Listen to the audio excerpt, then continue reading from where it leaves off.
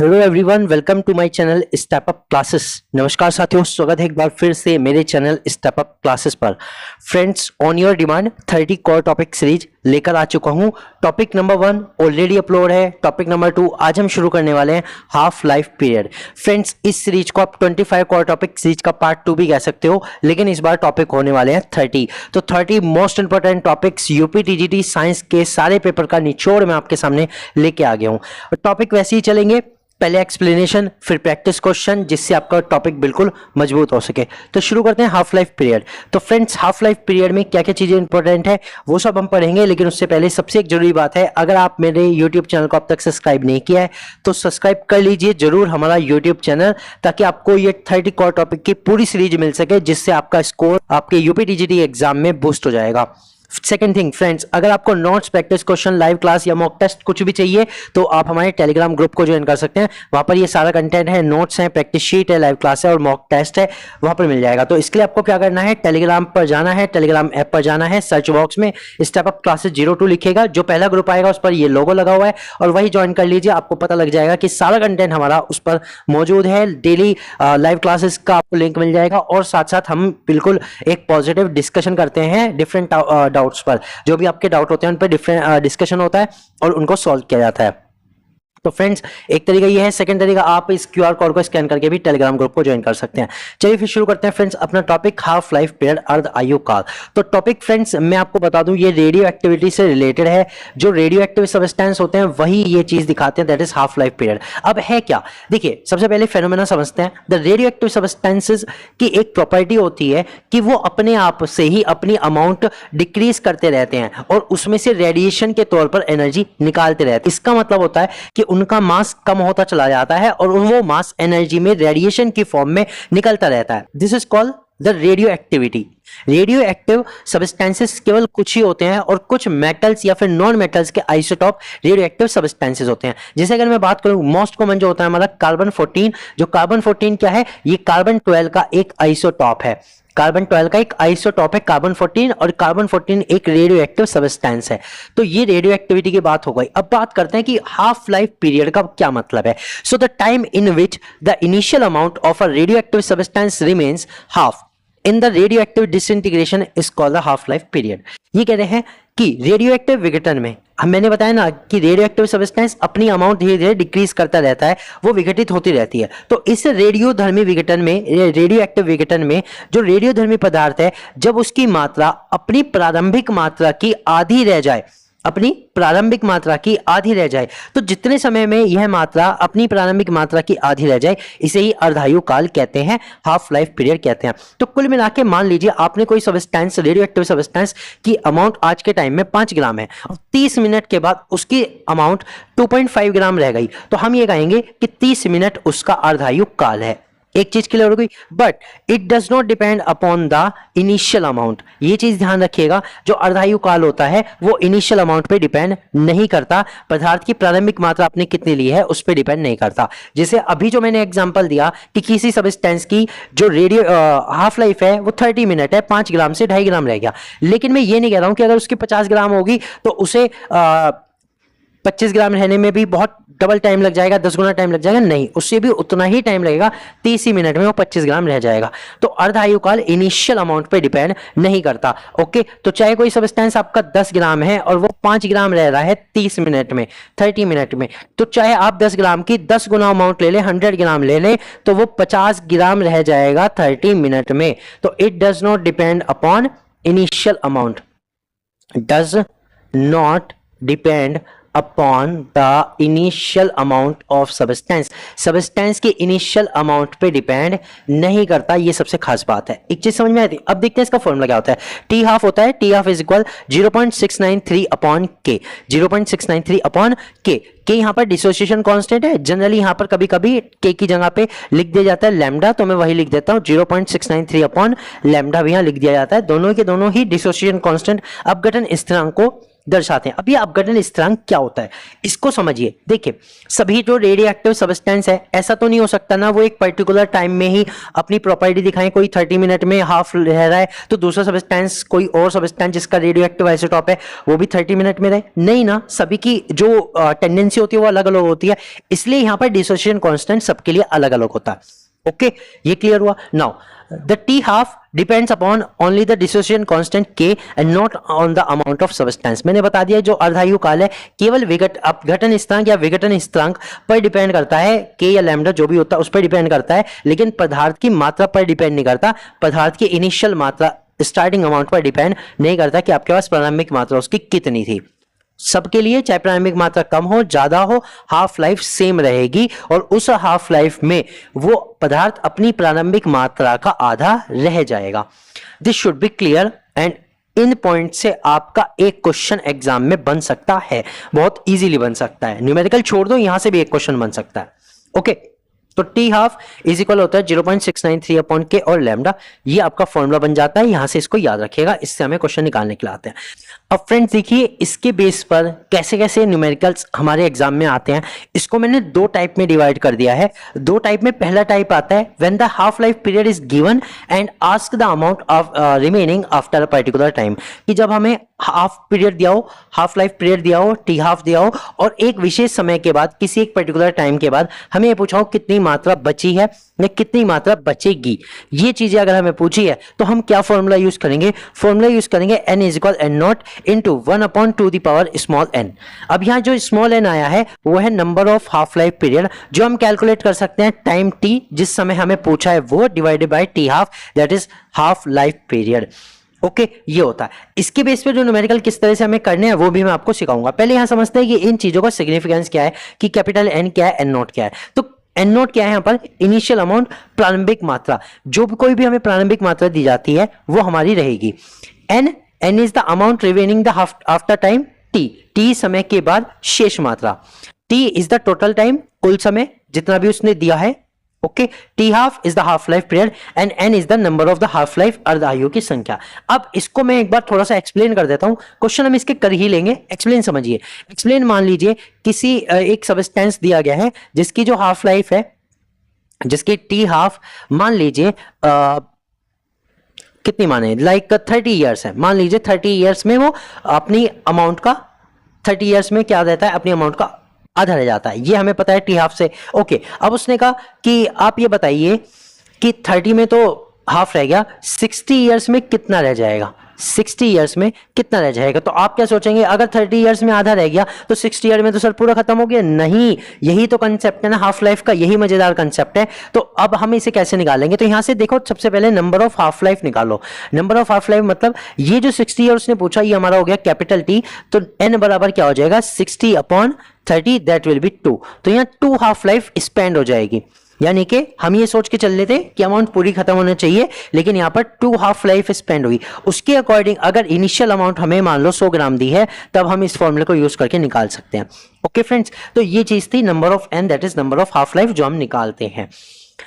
Now type 2 क्या आते हैं? टाइप 2 आते हैं डायरेक्ट क्वेश्चन। फ्रेंड्स एक खास बात है, ये जो फॉर्मूले मैंने लिखे हैं ये मेरे खुद के बनाए हुए फॉर्मूले हैं आफ्टर द कैलकुलेशन।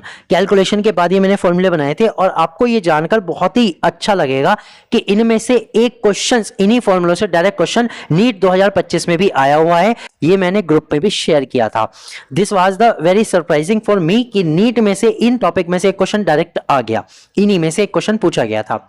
सो अब देखते हैं टाइप 2 क्या होता है। When the half life period of a chemical reaction of a first order is given, अगर कभी फर्स्ट ऑर्डर रिएक्शन का हाफ लाइफ आपको दे दिया जाए and ask the time required for percentage और fraction complete of the reaction, और ये पूछा जाए कि इस रिएक्शन का इतने प्रतिशत कितने समय में कंप्लीट होगा, या फिर इस रिएक्शन का 3/4 हिस्सा कितने समय में कंप्लीट होगा, तब हम क्या कर सकते हैं? तो उसके लिए हमारे पास डायरेक्ट फॉर्मूले हैं, आप इन्हें यूज कर सकते हैं। बहुत इजी है, मैं बता भी दूंगा इन्हें कैसे याद रखा जा सकता है। देखिए सबसे ज्यादा जो पूछा जाता है वो होता है 1/3 of the reaction. It means 75% completion of reaction, 75% completion of reaction के लिए जो हमारा टी आता है, जितना समय इसमें लगेगा वो हाफ लाइफ का डबल हो जाएगा। यानी किसी भी रिएक्शन के अगर हाफ में 30 मिनट लग रहे हैं तो उसके 75% कंप्लीट होने में 60 मिनट लगेंगे। कितने? मिनट लगेंगे, 60 मिनट लगेंगे। ओके, 90% कंप्लीट होने में टी हाफ का 3.32 टाइम्स लगेगा, यानी कि 3.32 गुना समय लगेगा टी हाफ का 90% कंप्लीट होने में। 99% कंप्लीट होने में लगेगा 6.64 टाइम्स ऑफ टी हाफ। यानी आप ये देखो, ये बिल्कुल इरेगुलर है। इरेगुलर का मतलब क्या होता है कि 75% में तो डबल लग रहा है, ओके, 90% में 3.32 टाइम्स लग रहा है, और जबकि 99 में 3.32 टाइम्स का भी डबल लग रहा है, दैट इज 6.64, और 99.9% कंप्लीशन में 10 टाइम्स लग रहा है टी हाफ का, 10 गुना समय लगता है 99.9% कंप्लीशन और 100% कंप्लीशन आप मान सकते हो। तो ऐसा नहीं है कि हाफ लाइफ 30 मिनट है तो पूरी रिएक्शन 60 मिनट में हो जाएगी, नहीं, लगभग 10 गुना समय में होती है, लगभग।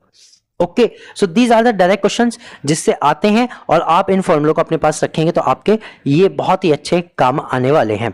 चलिए फ्रेंड्स, अगला टॉपिक पढ़ते हैं, एवरेज लाइफ पीरियड, औसत जीवन काल। फ्रेंड्स, इससे भी क्वेश्चन पूछा जाता है, ये क्या चीज है, अब ये समझते हैं। देखिए, एक रेडियोधर्मी पदार्थ की औसत आयु एक क्षय प्रक्रिया में विघटित होने से पहले एक निश्चित क्षण में मौजूद उसके सभी परमाणुओं की औसत आयु का प्रतिनिधित्व करती है।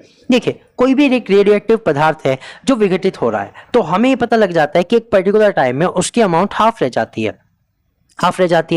अब हमें पता है उसके बाद जो रिएक्शन होते हैं वो धीरे होती है। तो क्या हम उसका एक औसत लाइफ पीरियड निकाल सकते हैं?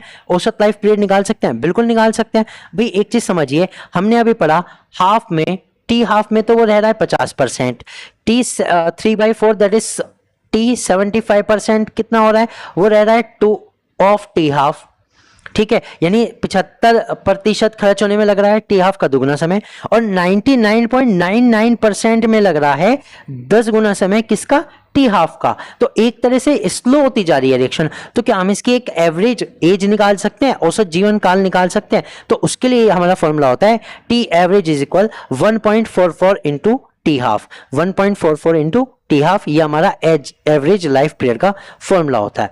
Okay, and the average age of a radioactive material, the रेडियोधर्मी पदार्थ की जो औसत आयु होती है वो क्या होती है, lambda is equal 1/k, lambda is equal 1/k, और लैम्डा बराबर होता है T half upon 0.693। Okay, lambda upon 0.693, then lambda will be 1.44 into T half, ये हमारा आता है। तो फ्रेंड्स, अब शुरू करते हैं प्रैक्टिस क्वेश्चन और देखेंगे किस किस तरह के क्वेश्चंस यहां से इन टॉपिक से आते हैं। तो शुरू करते हैं question number 1, that what is the definition of half life. Half life अर्धायु की परिभाषा क्या है? The time it's take for a substance to complete decay, किसी पदार्थ का पूरी तरह से क्षय होने में लगा समय नहीं है। The time it takes for the half of the initial amount of a substance to decay, किसी पदार्थ की प्रारंभिक मात्रा के आधे हिस्से को क्षय होने में लगने वाला समय। The time it takes for a substance to double its initial amount नहीं है। The rate at which substance decay नहीं है, जिस रेट पर सब्सटेंस डिके होता है उसे तो हम डिके कांस्टेंट कहते हैं। और इसका सही आंसर है कि किसी पदार्थ की प्रारंभिक मात्रा के आधे हिस्से को क्षय होने में लगने वाला समय हमारा अर्ध आयु होता है। That is B is the correct answer. कौन सा आंसर है? B is the correct answer. चलते हैं क्वेश्चन नंबर 2 पर। ये न्यूमेरिकल बेस्ड क्वेश्चन है फ्रेंड्स, इसको समझना। If a radioactive isotopes have a half-life of 10 years, how much of a 100-gram sample will remain after 20 years? किसी रेडियोधर्मी समस्थानिक की अर्धायु 10 वर्ष है, 100 ग्राम के नमूने का कितना भाग 20 वर्षों के बाद शेष रहेगा? देखिए फ्रेंड्स, ये वो क्वेश्चन है जो मैंने स्टार्टिंग में जो फॉर्मूला बताया था उससे आया।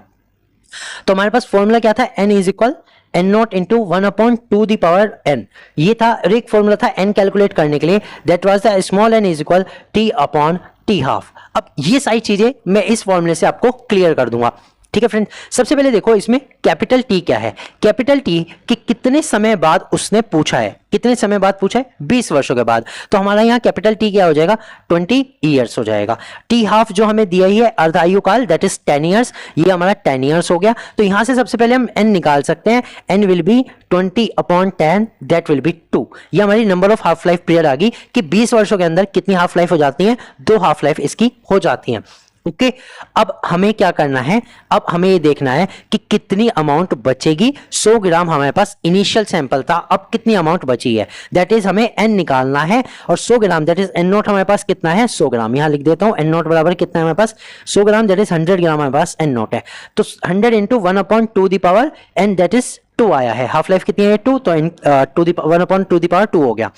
तो यहाँ से n इज इक्वल क्या हो जाएगा 100 इंटू 1/4, तो यहाँ से कितना रह गया, ये रह गया 25 ग्राम, कितना रह गया 25 gram, that is B is the right answer.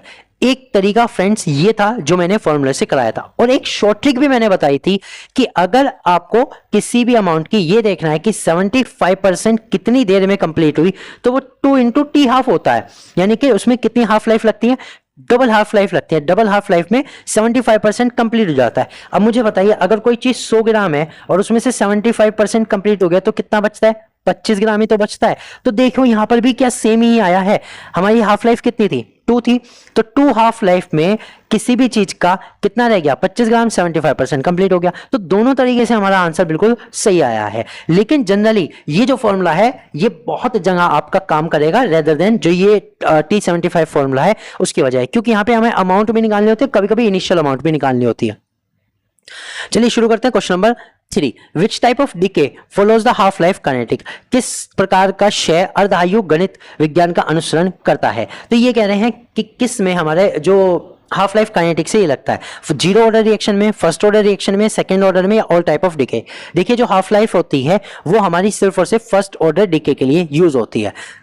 B is the correct answer. Okay, ये मैंने बताया भी था जो हाफ लाइफ होती है फर्स्ट ऑर्डर रिएक्शन के लिए, मैंने शॉर्टकट फॉर्मूले जो बताए थे वो फर्स्ट ऑर्डर रिएक्शंस के लिए बताए थे, और हाफ लाइफ का जो कंसेप्ट होता है वो फर्स्ट ऑर्डर रिएक्शन में ही होता है। चलते हैं क्वेश्चन नंबर 4 पर। If 87.5% of a radioactive sample has decade, how many half life have passed. इन्होंने कहा यदि एक रेडियोधर्मी नमूने का 87.5% क्षय हो चुका है तो कितनी अर्धायु बीत चुकी है। अब हमें simple number of half life बताना है। 87.5% क्षय हो गया, तो फ्रेंड यहां ध्यान दो, क्या हमें n दिया हुआ है, मैं आपसे पूछना चाहता हूं n दिया हुआ है, नहीं दिया हुआ, ये मैं आपको बताना चाहूंगा ये नहीं दिया हुआ।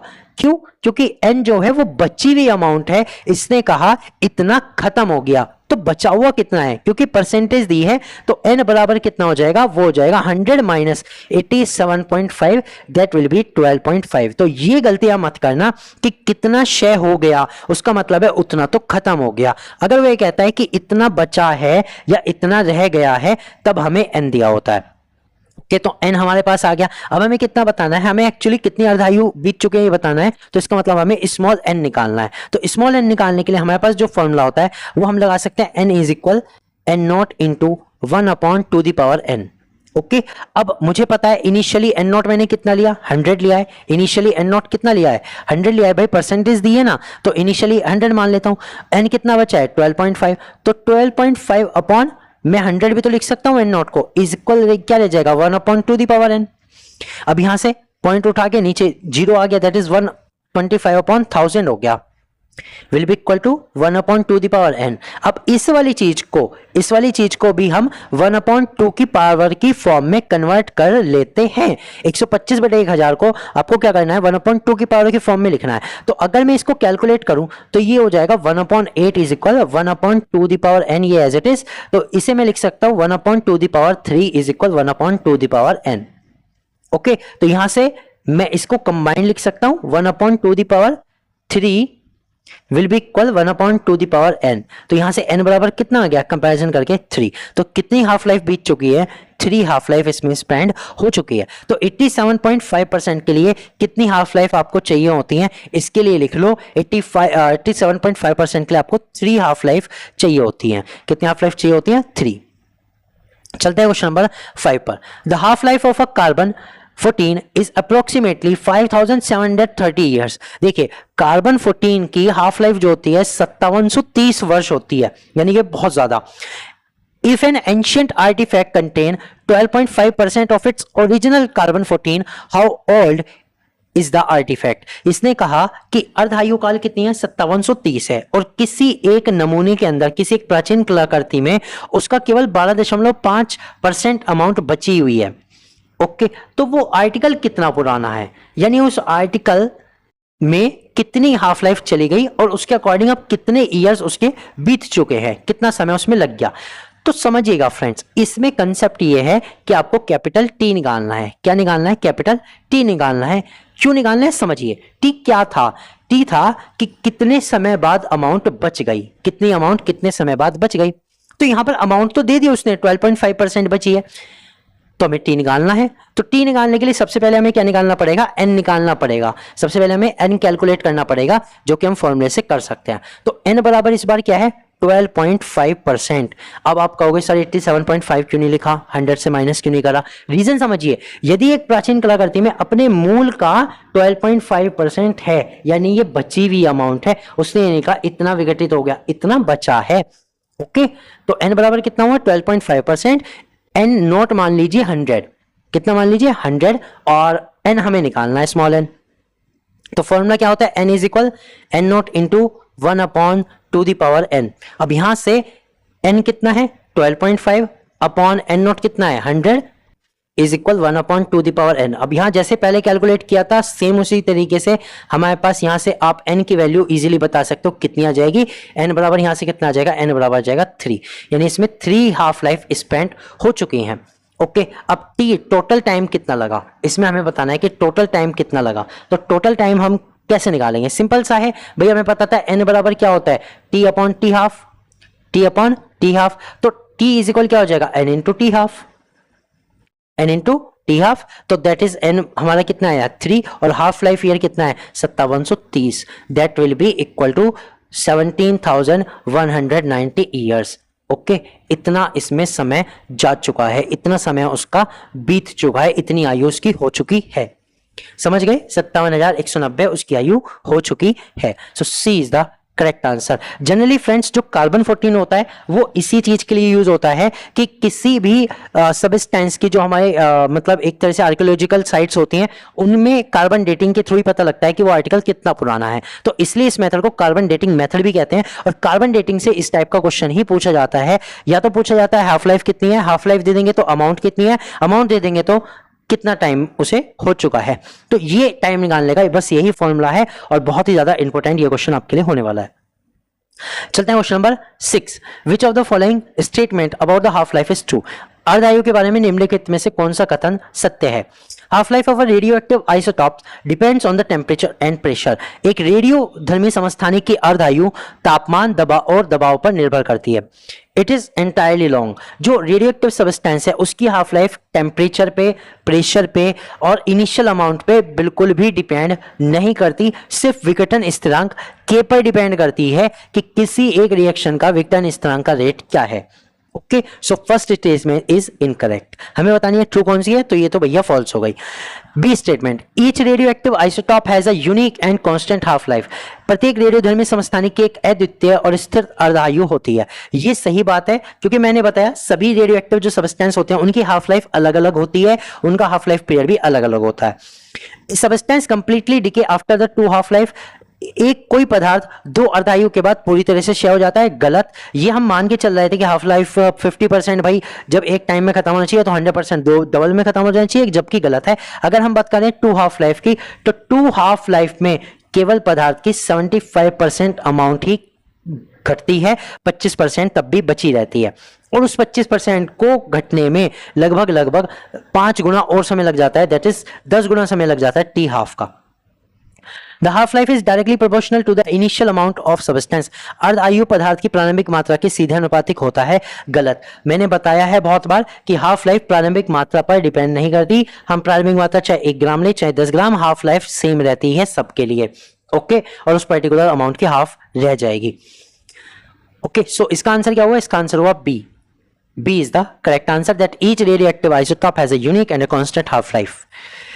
चलते हैं क्वेश्चन नंबर 7 पर। If a sample decays from 800 atoms to 100 atoms in 30 minutes, what is the half life. ये कह रहे हैं अगर एक सैंपल 800 एटम से 100 एटम रह जाता है 30 मिनट के अंदर तो उसकी अर्धायु कितनी है, उसकी अर्धायु कितनी है। आपकी बार आपको टी हाफ बताना है। ये भी बहुत अच्छा क्वेश्चन है जिसमें हमें टी हाफ ही कैलकुलेट करना हो। अब तक तो टी हाफ दे रहे थे, अब कैलकुलेट करना है तो इजीली हो जाएगा। सबसे पहले देखो हम क्या निकालेंगे, टी हाफ निकालने के लिए हमें निकालना पड़ेगा एन, कि एन कितना है, एन कितना है ये हमें निकालना पड़ेगा क्योंकि इस बार टी हमें दिया हुआ है, टी हमें दिया हुआ है 30 मिनट्स, टी हमें दिया हुआ है 30 मिनट्स, क्योंकि इसने कहा ना 30 मिनट में 800 से घटकर 100 रह गई, तो इसका मतलब कि हमें टी दिया हुआ है।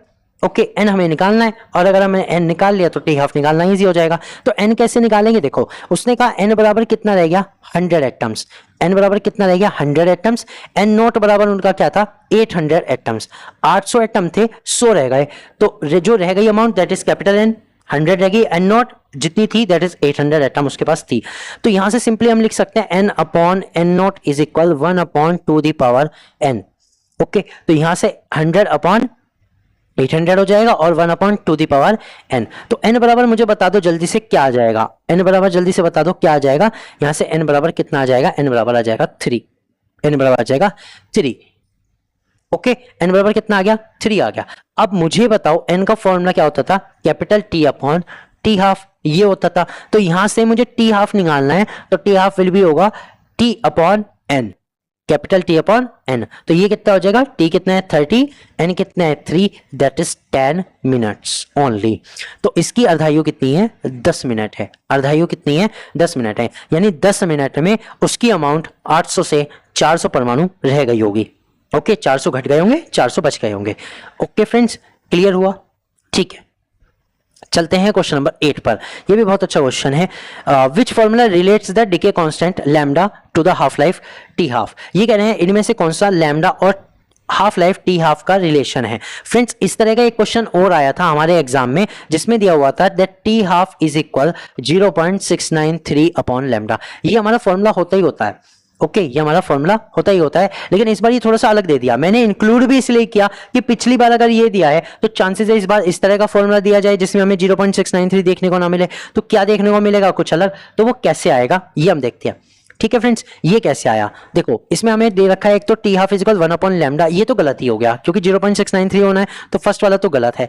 दूसरे वाले में है T half is equal natural log 2 into lambda, ये आएगा। फिर तीसरा है T half is equal natural log of 2 upon lambda, ये भी नहीं मतलब ये आएगा क्या, ये हमें देखना है। और T half is equal lambda upon log 2, ये हमें देखना है इनमें से कौन सा सही है। ठीक है तो फर्स्ट वाला तो है ही नहीं, बाकी का हमें देखना पड़ेगा कि कौन सा सही है। ओके तो शुरू करते हैं। देखो ये एक्चुअली कहां से आया, मैं आपको पूरा डेरिवेशन ही बता सकता हूं और डेरिवेशन बता देता हूं ताकि आपके कहीं ना कहीं काम आ जाए, आपको चीजें क्लियर हो। हमेशा से मैंने यही किया है, कोई भी चीज आधे में कभी नहीं छोड़ी, हमेशा पूरी चीज आपको दी है। देखिए जनरली जो हमारी अमाउंट निकालने का एक फॉर्मूला होता है that was n for the t times will be equal n not into e minus lambda t। ये हमारी एक इक्वेशन होती है जिससे हम किसी भी सब्सटेंस की अमाउंट निकाल सकते हैं आफ्टर टाइम t। अब इसमें हमें पता है अगर हम t हाफ लेते हैं तो जो हमारा n होता है वो इनिशियल अमाउंट का आधा बचता है। एट टी हाफ जो n होता है वो कितना होता है n नॉट अपॉन 2। तो क्या मैं ये रख सकता हूं यहां से n not upon 2 is equal n not into e to the power lambda T half, ये रख सकता हूं। भाई जो t है वो टोटल टाइम था जितने टाइम पे अमाउंट रिमेनिंग हुई, मेरे लिए हाफ चाहिए तो मैंने t की जगह हाफ रख लिया, दैट्स इट। तो अब n नॉट से n नॉट कैंसिल हो गया, ये बचा 1 अपॉन 2 इज इक्वल e की power minus lambda T half. Okay and taking ln both side, हम इनमें क्या कर रहे हैं दोनों साइड नेचुरल लॉग के साथ इसे सॉल्व करेंगे। नेचुरल लॉग में और लॉग में होता है, देखो नेचुरल लॉग में बेस e होता है और जो हमारा लॉग होता है उसमें बेस 10 होता है। हम यहाँ नेचुरल लॉग ले रहे हैं दैट इज बेस e, तो बेस e वाला हमारे पार्ट हटाना होगा इसलिए हमने नेचुरल लॉग लिया। तो यहां पर क्या हो जाएगा ln of 1/2 is equal ln of e to the power minus lambda T half. Okay जब आप इसे सॉल्व करेंगे यहां से ये हो जाएगा minus l logarithm of 2 will be equal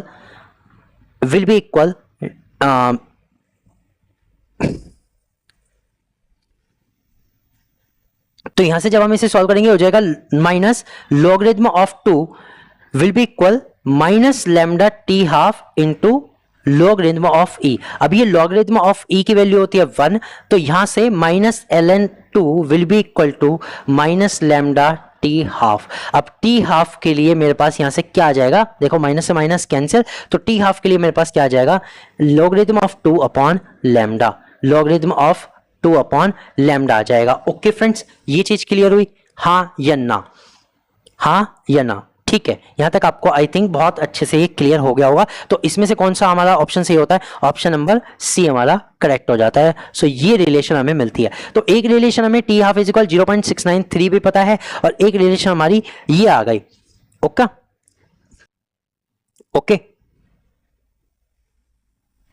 अब फ्रेंड्स, अब देखो, क्या मैं इस वाली इक्वेशन से ऊपर वाली इक्वेशन निकाल सकता हूं? बिल्कुल निकाल सकता हूं। ध्यान दीजिएगा, क्योंकि हमारा ये आया है नेचुरल लॉगरिथम 2।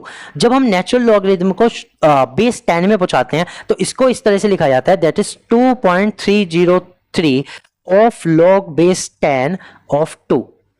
ठीक है, लॉग बेस 10 2 अपॉन लैम्डा। तो जब मैं इसमें लॉग बेस 10 2 की वैल्यू रखता हूं जो कि होती है 0.3010 अपॉन लैम्डा, तो जब आप इसे मल्टीप्लाई करते हो तो यहां से आपका वही आता है जो ऊपर लिखा हुआ है, दैट इज 0.693 अपॉन लैम्डा। तो कुल मिला के जो ऊपर लिखा हुआ है और वो लिखा हुआ है दोनों एक ही बात है। ये मैंने आपको प्रूफ करके दिखा दिया। अब इन चीजों में गलती नहीं होनी चाहिए। अगर इक्वेशन आती है तो क्वेश्चन आपका सही होना चाहिए।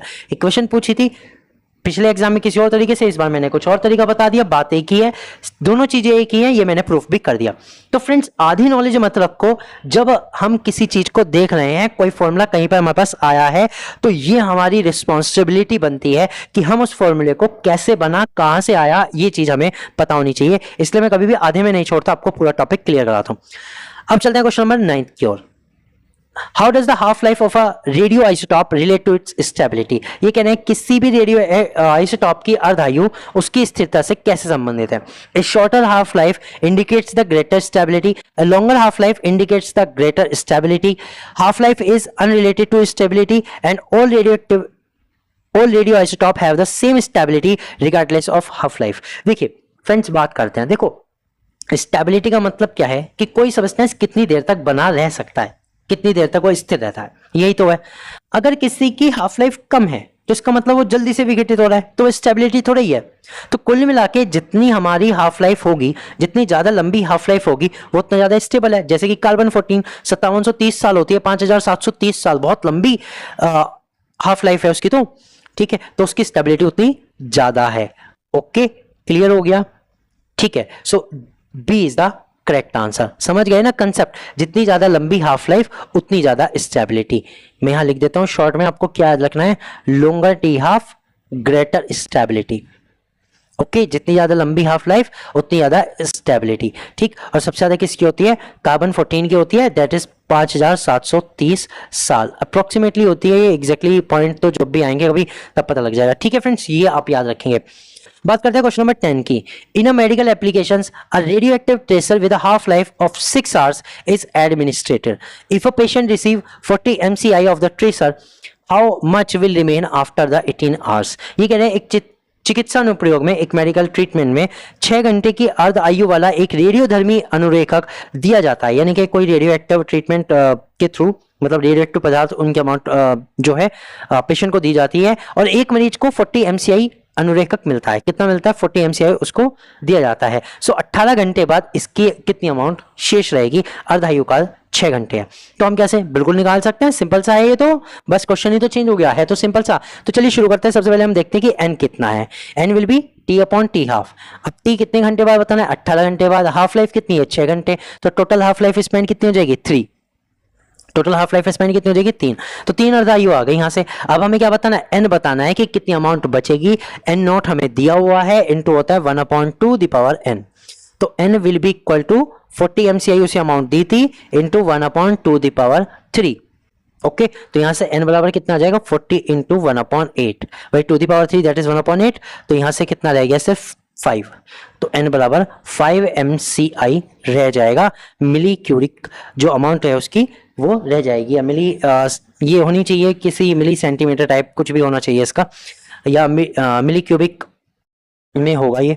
ठीक है, तो ये mci में रह जाएगी, जो भी हमारी यूनिट दी है उसमें रह जाएगी। दैट इज क्या आंसर आता है इसका? C is the correct answer. That is 5 unit amount उसकी रह जाएगी। बात करते हैं क्वेश्चन नंबर 11 की। इस sample of a radioactive isotope initially weight 64 gram. ये कहना है एक रेडियोएक्टिव आइसोटॉप का सैंपल है जो 64 ग्राम है। If it's life is 5 day, इसकी हाफ लाइफ कितनी है? 5 डे है। How much of the sample will remain after the 15 days? यहाँ 15 है या 30, तो 30 डेज बाद निकालते हैं फ्रेंड्स। ठीक है, 30 डेज बाद निकालेंगे तो इसकी कितनी अमाउंट बचेगी 30 दिन के बाद। आप दोनों निकाल लेना, 15 दिन बाद भी निकाल लेना, मैं 30 दिन बाद निकाल के बताता हूँ क्योंकि 15 दिन बाद इजी हो जाएगा, फिर से 3 आ जाएगा, वही सेम चीज रिपीट होगी। मैं 30 डे पे निकालता हूँ। ओके, 30 डे पर कितनी अमाउंट बचेगी तो शुरू करते हैं। देखो अब की बार हमारे पास टी कितना है 30 डेज है और टी हाफ कितना है, अर्धायु कितनी है 5 डेज है। तो नंबर ऑफ एन निकाल लो, N will be 30/5 that will be 6। इस बार नंबर ऑफ हाफ लाइफ 6 आ गई, बहुत अच्छी बात है, कोई दिक्कत नहीं। अब उसने कहा इनिशियल अमाउंट एन नॉट कितना था हमारे पास 64 ग्राम था। एन हमें कैलकुलेट करना है, एन कितना आएगा तो फॉर्मूला क्या लगेगा, N is equal N not into 1/2 the power N. तो एन हमें निकालना है, एन नॉट हमारा 64 है, इंटू कर दो 1/2 दी पावर 6। ओके, तो 2 दी पावर 6 कितना होता है 64 ही होता है, तो 64 से 64 कैंसिल, एन विल बी 1 ग्राम। तो after the 6 half life period वो अपनी अमाउंट का 1 ग्राम रह जाता है। ये ग्राम रह गया, इतने ग्राम रह गया, ठीक है, ये बची हुई अमाउंट है, खत्म 63 ग्राम हो चुकी है, 1 ग्राम अभी बच गया। So B is the correct answer. इसका आंसर क्या हो जाएगा, B is the correct answer. ये बची हुई अमाउंट है, उसने बोला कितना भाग शेष रहेगा। अगर वो पूछता कितना भाग खत्म हो चुका है तो 63 आता, टोटल अमाउंट 64, 1 ग्राम बचा है, 63 खत्म हो गया, लेकिन इससे बचा कितना है तो 1 ग्राम बचा है। ये भी चीजें आपको क्वेश्चन में करते समय ध्यान रखनी है। चलते हैं क्वेश्चन नंबर 12 की ओर। A paleontologist discovers a fossilized bone that contains 25% of its original carbon-14। ये कह रहे हैं एक पैलेंटोलॉजिस्ट है, जीवाश्म विज्ञानी है जो एक जीवाश्म हड्डी की खोज करता है और जिसके मूल में कार्बन 14 25% बचा हुआ है, 25% है, अभी है। Okay, given that the half life of carbon 14 is 5730 years. ये दिया गया है कि C14 की अर्धायु 5730 वर्ष है, जीवाश्म की अनुमानित आयु कितनी होगी, what is the approximate age of the fossil, ये हमें बताना है। ओके, चलिए इसको शुरू करते हैं। देखो बहुत सिंपल सा है, ये पहले वाले के जैसा ही है। तो सबसे पहले हमें क्या निकालनी पड़ेगी, एन निकालना पड़ेगा। तो एन निकालने के लिए हमारे पास फॉर्मूला क्या है, N is equal N not into 1/2 the power small N. Okay, कितनी बची है 25%, तो एन मेरा 25 है, इनिशियल अमाउंट कितनी लूंगा 100, ठीक। ओके, तो यहां से जल्दी से सॉल्व करते हैं। 25/100 is equal 1/2 the power N. तो ये हो जाएगा 1/4 is equal 1/2 the power N. तो एन बराबर कितना आ जाएगा, यहां से 2 आ जाएगा। एन बराबर कितना आ जाएगा, 2 आ जाएगा। तो जब एन बराबर 2 आ गया तो टी मुझे निकालना है, T will be N into T half, that will be 2 into 5730। तो इससे जब आप इसे कैलकुलेट करोगे तो कितना आएगा 11460 ईयर्स। बस यही हमारी अमाउंट जो है, मतलब जो टाइम है इतना लग चुका है, जिसके पास वो 25% बचा है। So B is the correct answer, B is the correct answer. चलते हैं क्वेश्चन नंबर 13 पर। A radioactive substance has half life of 20 minutes, time taken for the substance to reduce 90% of the actual amount will be. ये कह रहे हैं एक radioactive पदार्थ की हाफ लाइफ 20 मिनट है, 90% तक रिड्यूस होने में उसे कितना समय लगेगा, कि कितने समय में 90% मात्रा विघटित हो जाती है। तो इसके लिए मैंने एक शॉर्टकट फॉर्मूला बताया था फ्रेंड्स, टी 90%, अगर 90% विघटित होने के लिए आपको समय निकालना हो, that will B 3.32 multiply of T half. Simple सा फॉर्मूला है, 3.32 into T half. T half कितना है 20 मिनट्स, तो इससे कैलकुलेट कर देंगे, तब हमारे पास कितना आएगा 66.4 मिनट। ये हमारा आ जाएगा 90% टाइम, जो 90% है उसमें लगने वाला समय, that is D is the correct answer. तो फ्रेंड्स ऐसे ऐसे क्वेश्चन भी आते हैं, और इसी टाइप का एक क्वेश्चन नीट में आया हुआ था जिसमें 99% पूछा हुआ था। तो 99% के लिए जो टाइम होता है मैं आपको रिपीट कर देता हूं, that will B 6.64 of T half. ऊपर वाले से नहीं है, वो अलग से होता है, ठीक है। और टी 99.9% के लिए जो होता है वो होता है 10 इंटू टी हाफ। ये फॉर्मूले भी आप जरूर याद रखें, आपको एक क्वेश्चन यहां से मिल सकता है। क्वेश्चन नंबर 14 की बात करते हैं। A radioactive substance has a decay constant lambda is of 0.0231 year inverse, what is the half life. ये कह रहे हैं लैम्डा इस बार दे दिया 0.0231 ईयर्स इनवर्स दे दिया, ये लैम्डा की वैल्यू दे दी, विघटन स्थिरांक डीके कांस्टेंट की वैल्यू दे दी। आपको टी हाफ बताना है, आपको ये बताना है कि टी हाफ कितना होता है। तो टी हाफ का एक सिंपल सा तो फॉर्मूला ही है 0.693 डिवाइडेड बाय लैम्डा। तो यहां पर लैम्डा कितना है वो रख दो, that will be T half is equal 0.693 divided by 0.0231 0.31। तो यहाँ से जब इसे हम कैलकुलेट करते हैं तो ये हमारे पास कितना आ जाएगा, ये आ जाएगा 20 ईयर्स। 20 ईयर्स नहीं, 20 नहीं आएगा, 30 ईयर्स आएगा। ये आ जाएगा यहाँ से 30 ईयर्स। कितना आ जाएगा, 30 ईयर्स। ओके फ्रेंड्स, तो ये हमारा ए इज द करेक्ट आंसर। इसका आंसर कितना आया, ए। क्योंकि मैंने कट के देखा ना तो 2 3 6 लगभग 3 टाइम्स आ रहा है, तो 3 times multiply 10 that will be 30 years. Okay, चलते हैं क्वेश्चन नंबर 15 पर।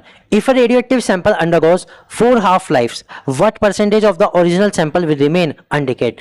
ये बहुत अच्छा क्वेश्चन है। इस बार ये पूछा कितनी अमाउंट बच गई। अब तक हम निकाल लेते कि कितनी अमाउंट बची गई, ठीक है। इसमें भी वैसे ही निकालना है, लेकिन इसमें अलग तरीके से निकालना है। 4 अर्धायु से गुजर चुका है तो नमूने में कितने प्रतिशत बचा है।